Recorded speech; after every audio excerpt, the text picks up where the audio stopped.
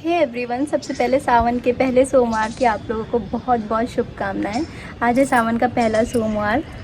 सावन तो कई दिनों से चल रहा है पर सोमवार पहला आज पड़ा है और आज हम लोगों का है व्रत। हमारा नहीं, आप लोगों का, बहुत लोगों का व्रत होगा। तो अभी मैं नहा धो के घर के भगवान की पूजा पाठ करके अभी मैं छत पे आ गई हूँ अपने महादेव जी की पूजा करने के लिए, क्योंकि पहले हम लोग सावन के सोमवार को पीछे मंदिर है हमारे घर के, तो वहाँ पे जाते थे पूजा करने के लिए। लेकिन अभी बारिश की वजह से काफ़ी पानी वगैरह भरा हुआ है तो जाने का रास्ता ही नहीं है, कैसे जाऊँ। तो इस वजह से इस बार की पूजा हम अपनी छत पे करने वाले हैं और कर ली हमने पूरी तैयारी। और अब शुरू करते हैं पूजा, फिर मिलते हैं आपसे पूजा करके। तो सबसे पहले हम शुरू करते हैं अपनी पूजा। तो सबसे पहले हम करवाएंगे अपने शिवलिंग को स्नान। यहाँ पे मैं उस शिवलिंग की पूजा करूँ जिस शिवलिंग की पूजा हम लोग घर में अपने करते हैं डेली, भोलेनाथ जी की पूजा जिस शिवलिंग की। यहाँ पे मैंने एक पीतल की थाली ले ली है, उसमें हम कराएंगे अपने शिवलिंग को स्नान। ज़रूरी नहीं है आप सावन में मंदिर ही जाके पूजा करो, बारिश का मौसम है, पॉसिबल नहीं हो पाता है तो आप अपने घर में भी भोलेनाथ जी की पूजा कर सकते हैं। ज़रूरी होता है कि तन मन धन से आप उनकी पूजा अर्चना करिए। ये कोई मैटर नहीं करता कि आप मंदिर में ही जाके करिए। तो यहाँ पे सबसे पहले हम अपने शिवलिंग को पंचामृत से स्नान कराएंगे, क्योंकि पूजा का सबसे पहला, जब भी पूजा करिए आप कहीं भी बाहर भी करते हैं तो कहते हैं कि सबसे पहले हम स्नान कराते हैं। और फिलहाल ये हमारे घर की शिवलिंग है तो पहले तो हम इन्हें स्नान कराएंगे ही, पंचामृत से इनको हम स्नान कराएंगे। सबसे पहले मैं आप लोग को बता दूं ना कि थोड़ी मेरी क्लिप मिस हो गई है, तो शायद पूरे पंचामृत स्नान की वीडियो आपको ना देखने को मिले इसमें। यहाँ पे मेरा स्टैंड थोड़ा ख़राब हो गया है तो मेरा फ़ोन बार बार गिर रहा था, मैं वो ठीक करने लग गई थी क्योंकि मैंने स्टैंड लगा रखा था, छत पे पूजा कर रही थी मैं। तो यहाँ पे अभी मैं दूध से स्नान करा रही हूँ अपने भोलेनाथ जी को। दूध से स्नान कराने के बाद गंगा जल, शहद और दही से स्नान कराएंगे।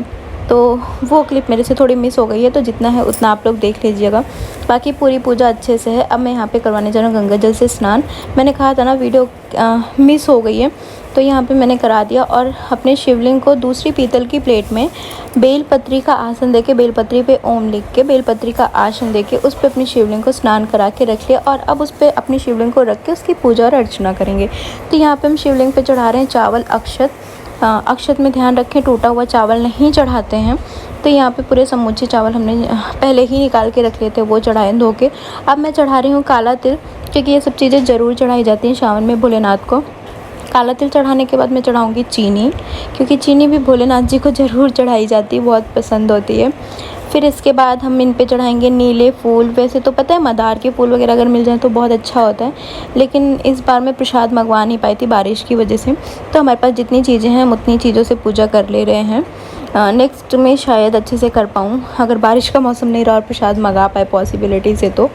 और इसके बाद मैं इस पर जो है फूल वगैरह चढ़ा दूँगी। फूल वगैरह चढ़ा के आप भोलेनाथ पे शमी का पत्ता चढ़ाएं। शमी की पत्ती से भोलेनाथ बहुत प्रसन्न होते हैं, मनचाहा वरदान मिलता है। तो वैसे भी आप किसी भी भगवान में आस्था रखते हैं तो उनसे जो भी मांगते हैं वो ज़रूर आपको मिलता है।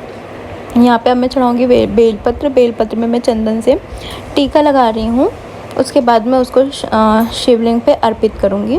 आप चाहें तो ओम लिख सकते हैं, पर मैं यहाँ पे सिंपल सिर्फ टीका लगा रही हूँ चंदन का।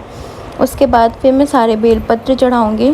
और ये जो बटिया आप देख रहे हैं ना, इसमें सुबह हम लोग भोलेनाथ जी को जल डालते हैं।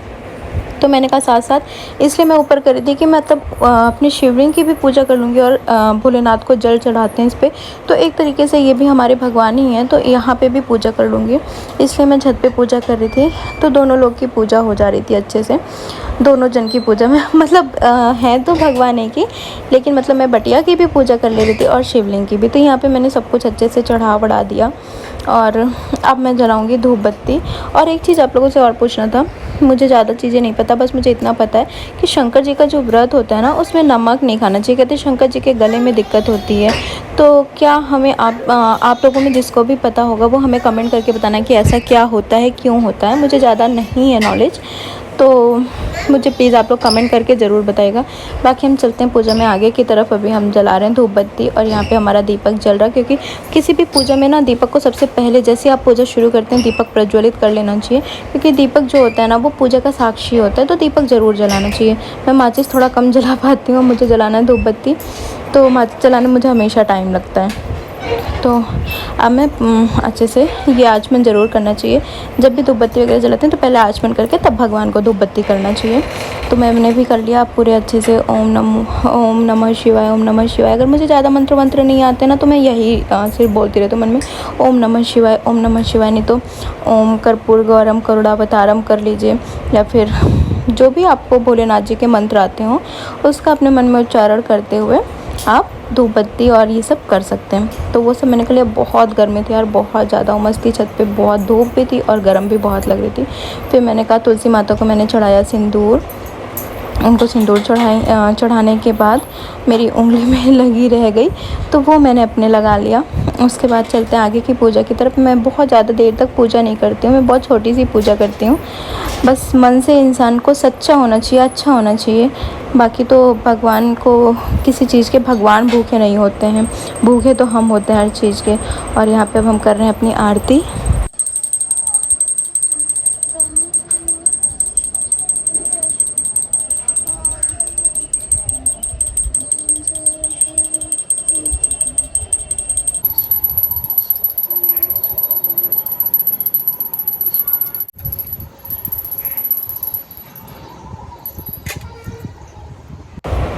और आरती करने के बाद फिर हम आचमन करेंगे, आरती का आचमन करेंगे, शुद्ध करेंगे।